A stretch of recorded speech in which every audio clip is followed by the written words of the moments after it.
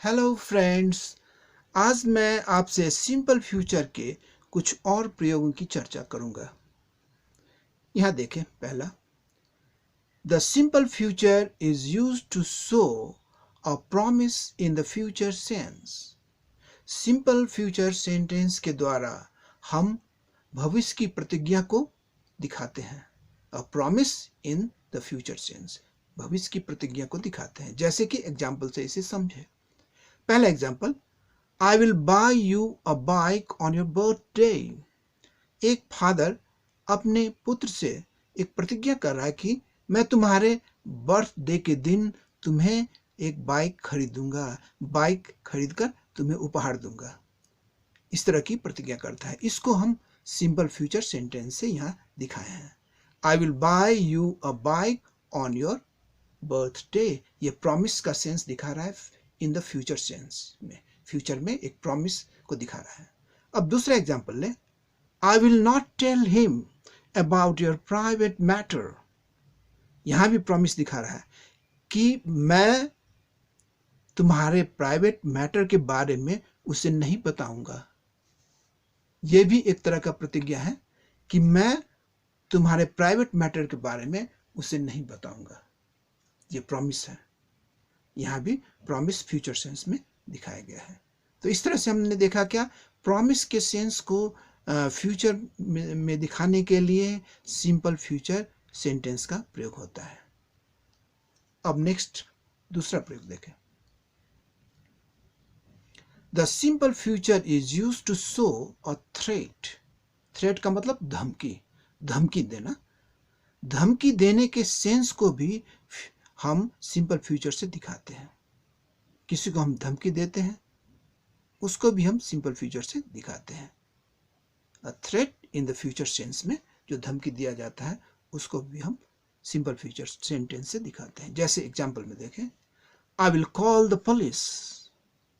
मैं पुलिस को बुला लूंगा, अगर तुम बदमाशी किए तो मैं पुलिस को बुला लूंगा। ये धमकी हुआ एक तरह का। अब नेक्स्ट देखें, the simple future is used to show an offer in the future sense. Future sense में किसी को कुछ ऑफर कर रहे हैं, कुछ ऑफर करना है फ्यूचर सेंस में, तो भी हम सिंपल फ्यूचर सेंटेंस के द्वारा उसे दिखाते हैं। जैसे कि एग्जांपल से देखें, यहां I will cook you an omelette. अब यहां अगर इस सेंटेंस का शाब्दिक अर्थ के रूप में इसका अर्थ निकाले तो ऐसा लगता है कि इसका अर्थ क्या हो रहा है कि मैं तुम्हारा ऑमलेट बना दूंगा। लेकिन वास्तव में यह इडियोमेटिक एक्सप्रेशन है, जहां कि हम शाब्दिक अर्थ से अर्थ नहीं निकालकर इसका सेंस के आधार पर इसका अर्थ निकालते हैं। तो सेंस के आधार पर इसका अर्थ क्या हो जाता है, मैं तुम्हारे लिए एक ऑमलेट बना दूंगा। यहां एक ऑमलेट बना दूंगा, एक ऑमलेट के लिए ऑफर कर रहे हैं कि मैं तुम्हारे लिए एक ऑमलेट बना दूंगा। इस ऑफर को फ्यूचर सेंस में दिखाने के लिए सिंपल फ्यूचर सेंटेंस के द्वारा यहां प्रस्तुत किया गया है। अब दूसरा एग्जांपल देखें, I will bring you a cup of coffee. मैं तुम्हारे लिए एक कप कॉफी ला दूंगा। उसी तरह से ये कॉफी के लिए ऑफर हुआ। ऑफर फ्यूचर सेंस में दिखाने के लिए सिंपल फ्यूचर सेंटेंस का प्रयोग यहां हुआ है। अब नेक्स्ट प्रयोग देखें,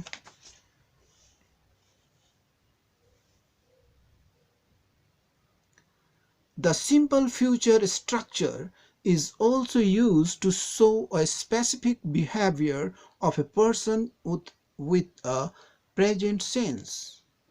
किसी व्यक्ति का विशिष्ट आचरण, उसके विशिष्ट बिहेवियर को दिखाने के लिए सिंपल फ्यूचर स्ट्रक्चर का प्रयोग होता है।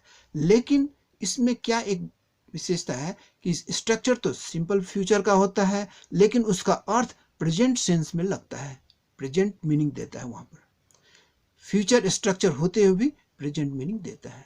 देखिए, ये विशिष्ट किसी व्यक्ति का विशिष्ट बिहेवियर को दिखाने के सेंस में। यहां पहला एग्जांपल देखें, every day Hari will come home from work and sit for watching the television. Hari प्रत्येक दिन काम से लौटकर आएगा या आता है ये स्ट्रक्चर तो इसका फ्यूचर है तो आएगा, लेकिन इसका अर्थ आ रहा है कि आता है, और ये उसकी आदत है, प्रत्येक दिन की आदत है, और टीवी देखने बैठ जाएगा, बैठ जाएगा माने बैठ जाता है, ये उसकी आदत है। इस तरह का फ्यूचर स्ट्रक्चर से प्रेजेंट सेंस को दिखाने के लिए भी सिंपल फ्यूचर का यहाँ प्रयोग हुआ है। हरी प्रत्येक दिन काम से लौट कर आएगा या आता है और टीवी देखने बैठ जाएगा या बैठ जाता है, ये उसकी आदत है, प्रत्येक दिन की वो आदत है, हर दिन यही करता है। इस तरह के स्पेसिफिक बिहेवियर को दिखाने के लिए सिंपल फ्यूचर स्ट्रक्चर का प्रयोग यहाँ हुआ है। अब दूसरा एग्जांपल लें। अ न्यूली बॉर्न बेबी, नवजात शिशु, अभी हाल साल में ही जन्मा बच्चा को नवजात शिशु कहा जाता है। A newly born baby will easily recognise its mother. नवजात शिशु के लिए, जो अभी अभी जन्म लिया छोटे बच्चे के लिए इट्स का प्रयोग होता है, इट का भी प्रयोग होता है, उसमें पॉजिटिव फॉर्म में इट्स मदर, अपने माँ। एक नवजात शिशु अपनी माँ को आसानी से पहचान लेगा अथवा पहचान लेता है, यह उसका नेचर होता है। नवजात शिशु का एक स्पेसिफिक बिहेवियर होता है, एक विशिष्ट उसका लक्षण होता है कि वह अपने आप जन्म लेते ही अपनी माँ को पहचानने लगता है। यह उसका स्पेसिफिक बिहेवियर है, ये कहीं से सीखता नहीं, अपने आप ये पहचानने लगता है, ये उसका स्पेसिफिक बिहेवियर है। इसको भी हम फ्यूचर स्ट्रक्चर से, सिंपल फ्यूचर स्ट्रक्चर से दिखाते हैं, और इसमें सेंस प्रेजेंट का भी आता है। यह उसका स्वाभाविक नेचर है, नवजात शिशु का यह एक स्वाभाविक उसका नेचर है, बिहेवियर है, उसका लक्षण है कि अपनी माँ को आसानी से पहचान लेता है। इस बात को हम सिंपल फ्यूचर स्ट्रक्चर से यहाँ दिखाए हैं। अब नेक्स्ट प्रयोग,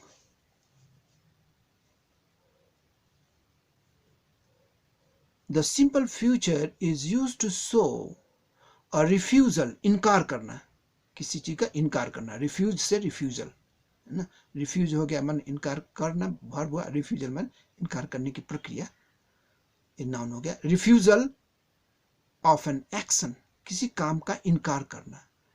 इन द फ्यूचर सेंस में किसी काम को इनकार करने के लिए भी सिंपल फ्यूचर का प्रयोग होता है। यहाँ देखिए एग्जाम्पल में, दिस की विल नॉट का कॉन्ट्रैक्टेड फॉर्म क्या हो जाएगा, ओंट।